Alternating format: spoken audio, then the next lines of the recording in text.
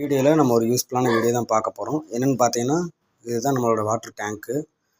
Line வீடு அதிகமாக இருக்கிறதுனால தண்ணி விட்டுருவாங்க. நம்ம பிடிச்சி வச்சு தான் யூஸ் பண்ணணும்.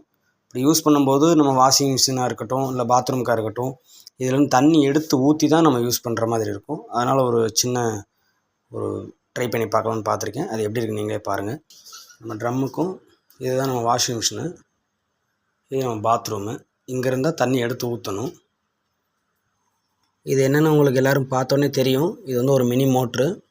சின்ன வயர் கொடுத்துருக்காங்க. நம்ம கரெக்டாக வயர் பார்த்திங்கன்னா டேப் அடித்து அந்த பச்சை டேப் ஒன்று அடித்து நல்லா டேப் அடித்து ஜாயின் பண்ணிட்டோம். ஒரு 2 பின் கனெக்ட் பண்ணிட்டோம். இதில் பார்த்திங்கன்னா ஓஸ் ஒரு மாதிரி கொடுத்துருப்பாங்க. இது கூலரில் மினி மோட்ரு. பார்த்திங்கன்னா நம்ம ஓஸ் கனெக்ட் பண்ணி வச்சிட்டோம். இப்போ நம்ம இது எப்படி ஒர்க் ஆகுதுன்னு பார்க்கலாம். இது அப்படியே நம்ம டைரெக்டாக சின்டெக்ஸ்குள்ளே போட்டுடலாம்.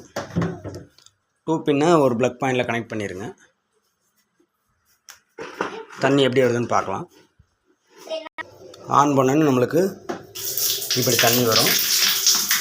நம்ம வேணுன்ற இடத்துல தண்ணி பிடிச்சிக்கலாம். வாஷிங் மிஷினுக்கு விட்டுக்கலாம். இந்த வீடியோ யூஸ்ஃபுல்லாக இருந்துச்சுன்னா ஒரு லைக் பண்ணுங்கள். இது தெரிஞ்சவங்க சாதாரணமாக எடுத்துக்கோங்க.